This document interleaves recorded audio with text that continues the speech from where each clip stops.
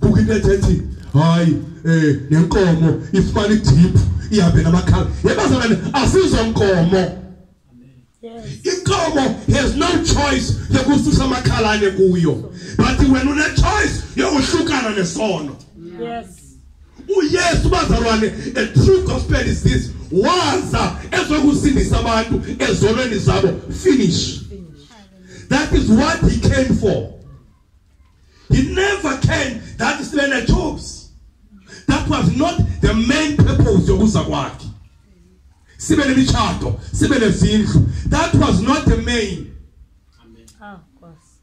Hallelujah. Ibonus leyo. And ukuba ibonus into esalistini sezantsi yinto emele ukuba uyisebenzele wena. Akhonje izasuka ezulwini. Imoto esuka ezulwini ayikho. You have to wake up and work to earn a living and you buy a car. Hallelujah. Bazana ngiminyaka uThixo ndihamba kunye naye andikayifumani into esuka ezulwini. Akukehla into isuka ezulwini. Leminyaka you can count in our since 95 years andikafumani into isuka ezulwini. Akukehla into kuba ndiyazi bazalwane inyama negazi ayingene ezulwini. Akukho golide ezulwini. Okay. Isuka ezulwini. No. You have to work.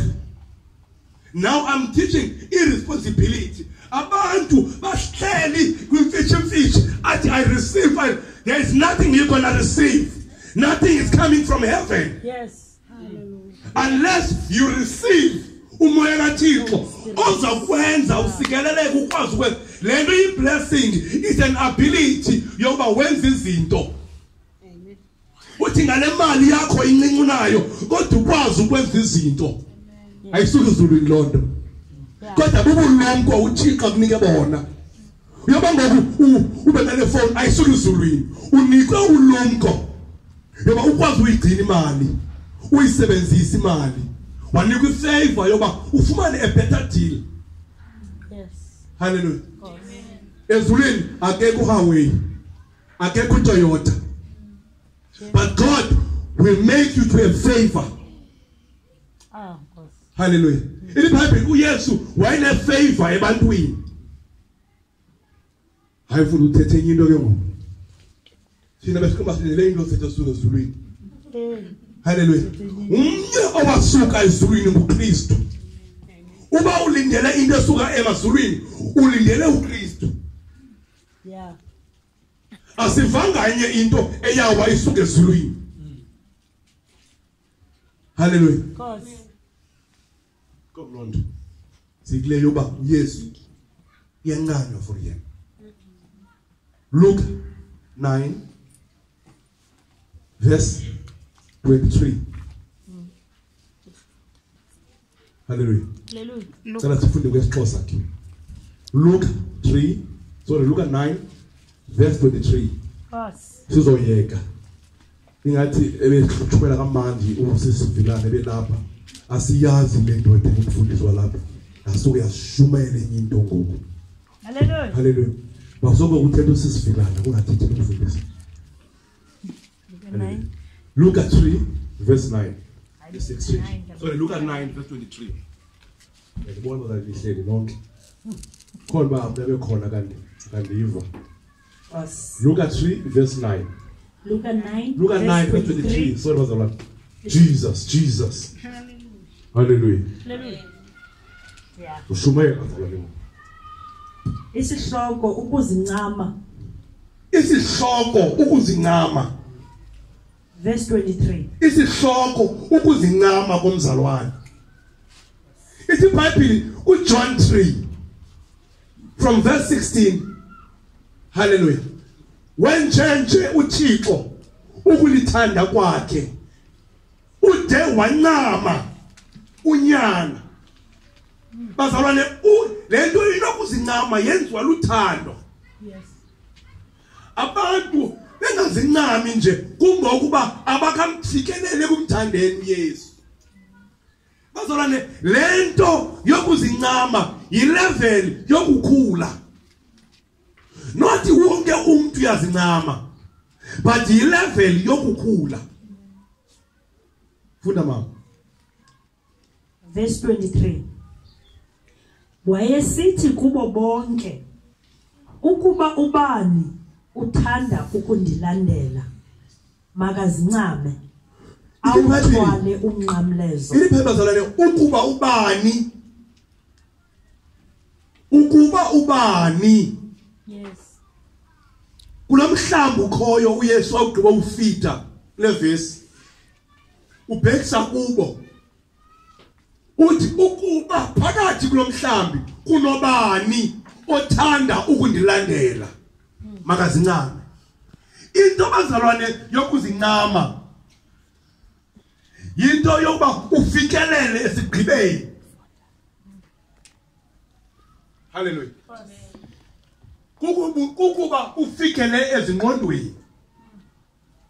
Hallelujah. IBhayibheli besengishilo kunyana olahleko umzekelo wakhe. Ithi wafikelela esigqibeni. Ukufikela kwakhe esigqibeni uqale ngokuba abuyele ezingqondweni. Zothi kwena namhlanje bukhona le ndawo. Buyela ezingqondweni. Yes. Buyela ezingqondweni. Hallelujah. Now awukhoze izingqondweni. Usezingqondweni zakho awukabi because ezingqondweni. You must be out of your mind to be in his mind. Yes. Hallelujah. Yes. Ithi wafikelela ekuziqondeni okanye ezingqondweni.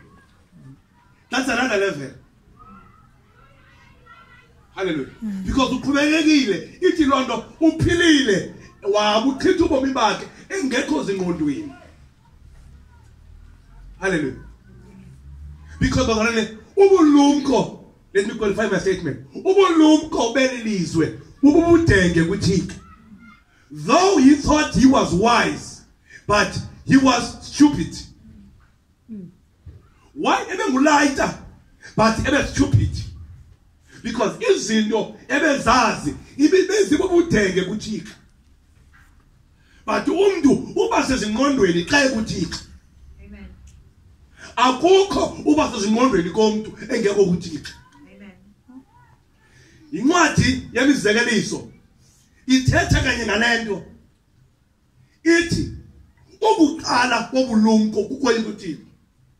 Idlula ivesi ithi yingqondo ke ukumazi okanye ukumazi ingqondo. So ayikho ingqondo ngaphandle kuba sazana noThixo. Of course. Hallelujah. Ayikho ingqondo ngaphambi sazane kunye noThixo. Amen. You only ube sezingqondweni xa wazana noThixo. Ithi ke ngoku wakube efike ezingqondweni. He came to his senses. What he did? Wesuka waya kubawo. Yeah. Wazincama. Ithi ke ngoku othanda ukundilandela makazincame. Bazalwane ukuzincama, it is another level. It's a phase elandelayo akube umzali eguqukile. Because ukuguquka ukubuyela ezingqondweni. Then wakuguqukile ithi iBhayibheli shiya zonke izinto after that. Iba bakube belivile izwi labahlaba enhlizweni. Bathi madoda masenze ntoni? Wathi uPetrus guqukani nithwale iziqhamo zenguquko. In other words, nishiye izinto zezwe. Bazalwane alingeni izwe endlini yokuhlangana. Alingeni izwe lomunye ukaThixo. Ukuba nanti Spain izwe, South Africa izwe. Thatha mina izenzo zehlabathi azimelanga kungena apha ngaphakathi. Le indawo sikuyo indawo yokuhlangana abantu bakaKristu. Ongenileyo nezwe umele ukuhlukana nalo bephuma kule ndawo. Amen. Hallelujah. Ukuba ungene nezwe umele ukuhlukana indawo yi-turning point le. Indawo yoba sitshintshe lesikuyo. Of course. when we come here, asifani noba sisezindlini zethu, but sisekwindawo yokuhlanganyela noThixo. Hallelujah. Into ke ngoku othanda ukundilandela makashiye. Funda mama. Awuthwale umnqamlezo wakhe imihla ngemihla andilandele ke. 24 verse 24.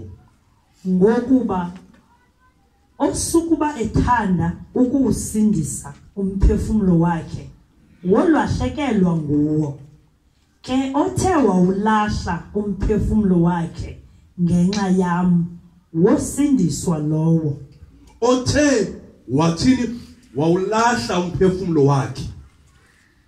Ithe be out of your mind and be in his mind. Othe walahlekelwa umphefumulo wakhe. Bazalwane ithe asihambi nazo kunezinto esimele ukuzilahla sohlukane nazo. Hallelujah. Hallelujah. Kunezinto ezimele ukulahlwa because kunezinto eziwusindayo umkhombe losikuwo. Yes. Sisemkhombeni bazalwane. Umoya wethu usenqanaweni. Lo mzimba inqanawa. Ukusinda kwawo kuxhomekeke umthwalo ngaphakathi. Hallelujah. So whatever you have inside, it affects the whole body. IBhayibheli incwadi yamaKorinte ilethe uqala ichapter 9 verse 6 ithi aniyazi na ukuba imizimba leyenu itempile kaThixo. Hallelujah. So apha emzimbeni kunomoya omele ukuthi uhlale. Hallelujah. Hallelujah.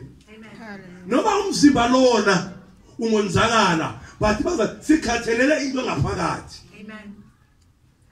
uPaul uhlangana nesaqhwithi yasekelisa bazalwane.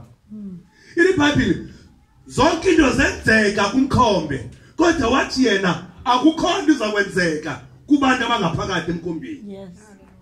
Inzondelelo yayingenguwo umkhombe kodwa inzondelelo yayikukusinda kwemiphefumulo. Nenzondelelo yethu ayikokuqelengela lenyama apha emhlabeni kodwa sizondelele sisakhona emhlabeni ukusinda komphefumulo. Kuba ayona nto siyiyo yilento ingaphakathi. Yeah. And lento ingaphakathi simele ukuyigcina ingcwele.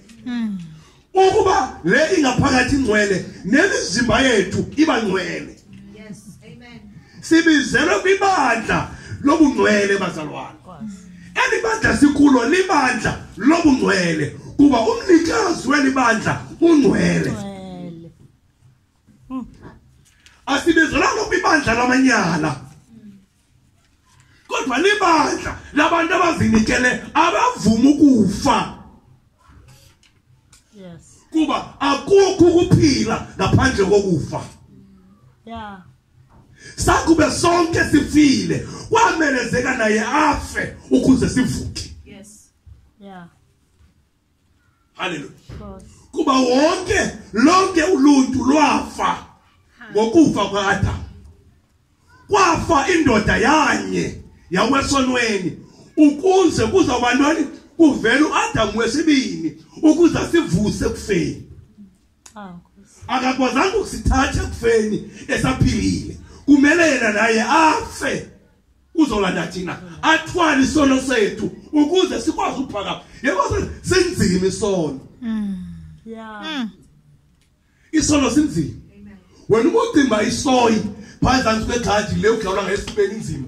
Awukaboni into siyamdodobela umuntu isono.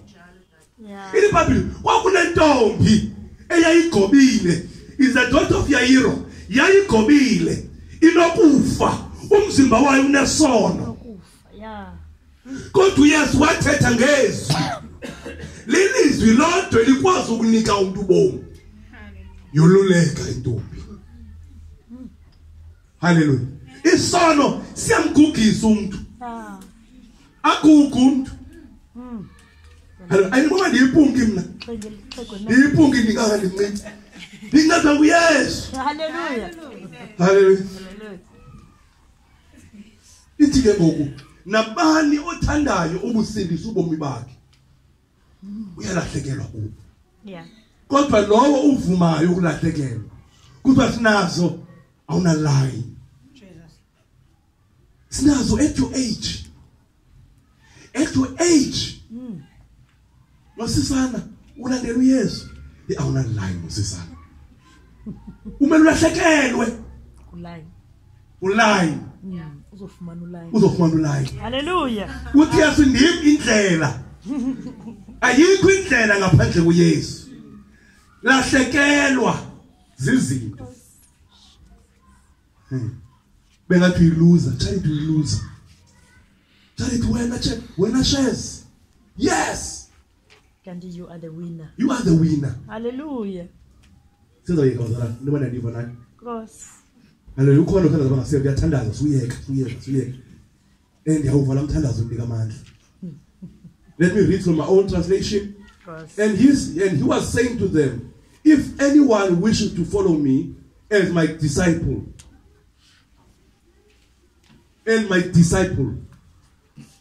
ukulandela uYesu akupheleli ekuthini ndiyamkela uYesu. Kodwa kunendlela, kuneconduct, kunesimilo omele usivezile. Hallelujah. And ukulandela uYesu ayikokuma kule ndawo uthi ngiyamvuma uYesu. Kodwa kunokwenza lesigqibo sokuhamba kunye naye. Bazalwane ukuvuma okanye ukulandela akuyonto kumile imileyo. Kodwa yihambo. Awukwazi ukuthi ndiyakulandela but umile. Bazalwane ihambo esithetha ngayo ayiyohambo yenyawo. Kodwa ihambo yindlela oziphatha ngayo. Ihambo leyo. Hallelujah. Ithi ke ngoku whoever wish to follow me. Selikhona nilapha ndinondlile ngenhlanzi nangezonke. Selikhona. Now it's the time to make a decision. Nishiye zonke izinto. Izinto engathi zinzuzo kuni. Ihlabathi langoku elingathi linzuzo nilishiye. Shiya umhlaba nento zawo uthabatha umnqamlezo ulandele shiya umhlaba nento zawo uthabatha umnqamlezo ulandele shiya umhlaba nento zawo uthabatha umnqamlezo. Whoever decided to follow me, he must deny himself. In other words, he must set aside his or her selfish interests. Whatever selfish interest. The other day in the celeb eskolweni, this young lady I'm preaching kuye uthi ayibuthi uzandilibazisa kanjani. Yena ndifuna ebomini bam lapha euniversity ngoku. Ndifuna just nje bandipass degree yami. Ndiziphilele kamandi. Ndibe nestand chills, hlale nebhedo zami. Abantwana bam khali kunenye into. You know, this is not about God, it's about yena. Ndifuna mna ugraduate apha, ngihlale nebhedo zami kusande chill. Nabantwana bam ndiphile kamandi nje qha. Lento ayisandibazisa. Yo. Hallelujah. So ithi ngoku othanda undilandela makalahle yonke selfish interest yakhe. Inzuzo iye yakhe. But akhathelele impilo yabanye. I'm here because ngikhathelele impilo yabanye. Okay. And if once who have denied herself or himself, and that person must take up his cross daily. So says, it's not what I've seen people carrying the cross. Hallelujah. Amen. But umnqamlezo impilo. Daily uthathe impilo yokuxelisa uKristu. Every day. Uvuka sasa uyokulala but impilo yakho ibe impilo yokuxelisa uKristu. Umnqamlezo lo. Because ngale mpilo yokuxelisa uKristu many will be crucified. will be persecuted. Awuzothutshiswa kuba unxibe umnqamlezo. Nama devil worshippers anxibe imnqamlezo. Necawa zabantu abangakholwayo. Sithi abantu abangakholwayo kodwa abasendlini yokuhlanganyela. Zineminqamlezo. Njengalento, zineminqamlezo. Hallelujah. But impilo yabo ayompilo kaKristu. But lento ngiyayiphinda yokuthwala umnqamlezo kukuthwala impilo kaKristu. Ukumvuma, in other words, ube yiChrist ambassador. Yes. Apha emhlabeni. Ube umuntu ozabuzela izulu. Ngempilo yakho hayi ngokuthetha. Isimilo iconduct yakho ibe impilo eqhelisa uKristu. Of course. Hallelujah. Ulahlekelwe izinto. Hallelujah. To gain.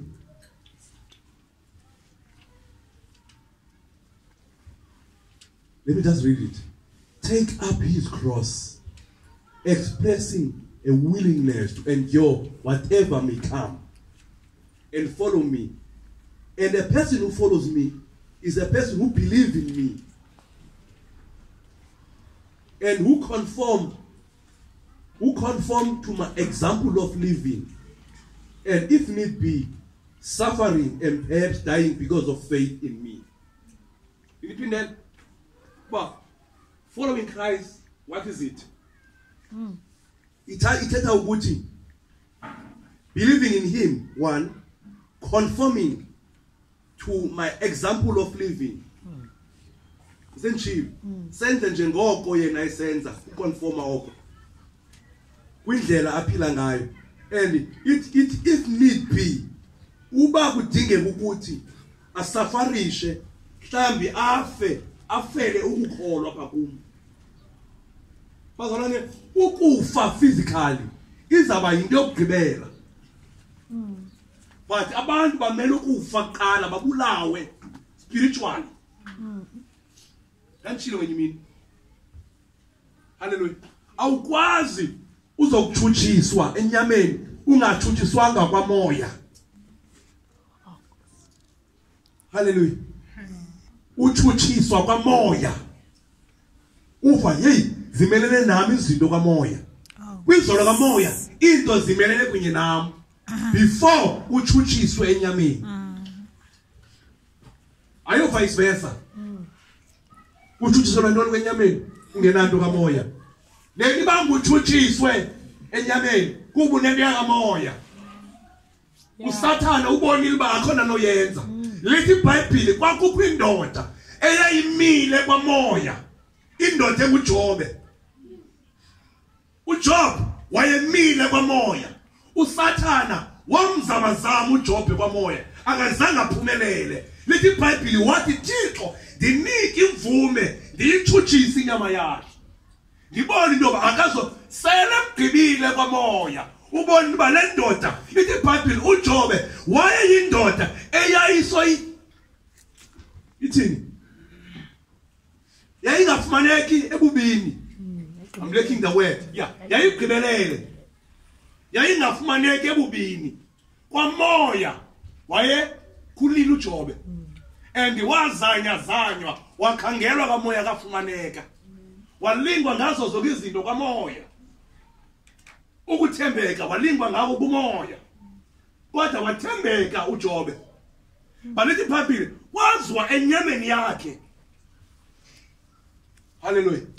Kuzokuviswa kuhlunga inyama yakhe. Kuba inhloso kukukhana umoya wakhe. Hallelujah. But umoya wayisakela. Indoda eyayiyo yayityeka ebubini ya bemna lo verse. Yayityeka ebubini. Uthi umuntu angatyeka ebubini uyathestwa uSathana. You can't be tested. Stands for what? Awutyeka ebubini usebubini. You can't be tested. You get tested because you are jaga.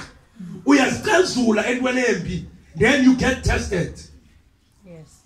Hallelujah. Uthathwa njani? Ulisela. Ulisela kubeka into apha uyazi uzayithatha kunditestwa kuyaziwa ukudla kwakho lokho. That's how you live. Awuthestwa nix. Yanikho. awutestwa impilo yakho le uba uthatha izinto cha only testwa kuwe. But kuyaziwa ukuthi ba wena uzincamile. Uhlukene nezwe usicelele. Then kube kwizwe. Uyatestwa ke ngoku. Yes. Umthetha njani into umuntu kwinto akuyo? Into ayiyo. Kwinto ayiyo umthetha njani umuntu? Amen. You can't test. Hallelujah. Kodwa kubekwa into lento ungeyiyo kubona uba uzaya kuyo na. And the test is not a challenge. Yes. There is a difference between a test and a challenge. Hallelujah. Challenges, hallelujah, are to make us strong to step to another level. But tests are to draw us down.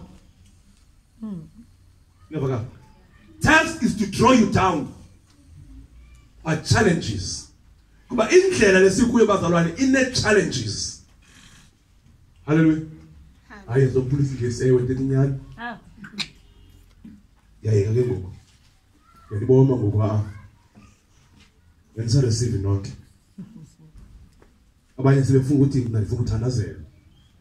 Akuthandazwe nami apha. Nami namhlanje ngiphethe isigqi. Yes. Nami ndibuyile ezingondweni. Ah, of course. We are not interested with details. Kwenze ntoni, kwenzeke ntoni. Yeah. Leyo in between wena noThixo. But now we want to pray kunye nawe. Siyafuna ukuthandaza kunye nawe. Because xa uwedwa you are weak. Unobunzima obuvayo emoyeni. iBhayibheli iza kumadoda amakhulu akuthandazela. So ukhona le ndawo and with the message is for me. Thixo bhaqe mna. Now Nkosi ndisondela kuwe. Yes. I want you to cleanse me. I want you to revive. Uhlambulule ingqondo yami. Uhlambulule umoya wami. Come to the front, you know, if you need those prayers. You need that prayer, you shall come, you will run